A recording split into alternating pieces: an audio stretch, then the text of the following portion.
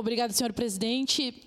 Nobres colegas, e só para complementar alguns elementos que eu comentei antes, a partir da fala de alguns vereadores e vereadoras também, o vereador Rafael Bueno comentou sobre a intersetorialidade, a importância do trabalho em rede, concordo plenamente, inclusive, antes eu não expliquei melhor na minha fala, mas o fato de ter assistente social e psicólogo, por exemplo, faz com que esses profissionais sejam responsáveis por articulação da rede, porque muitas vezes a direção da escola, ela não tem condições, na verdade, ela não está ali necessariamente para fazer isso.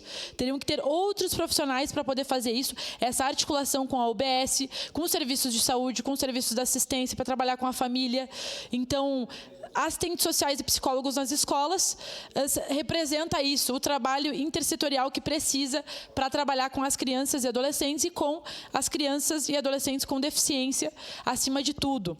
Mas um fator que eu acho essencial tratar realmente e olhar para o cerne da questão é esse fator da rede da criança e do adolescente na nossa cidade. Semana passada eu comentei que estive visitando um abrigo, né, e também conversei com alguns conselheiros tutelares que conheço, né? Então, se a gente for, de fato, olhar para a nossa cidade, a gente vai ver que, se começar pelo conselho tutelar, são 10, deveriam ser 20 conselheiros, né?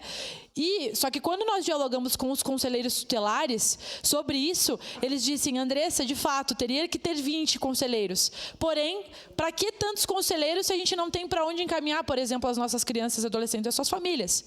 É porque a nossa rede, de fato, ela está fragilizada, ela parou no tempo. Se a gente for conversar com o DICA, que é o Conselho Municipal dos Direitos das Crianças e dos Adolescentes, eles vão falar a mesma coisa.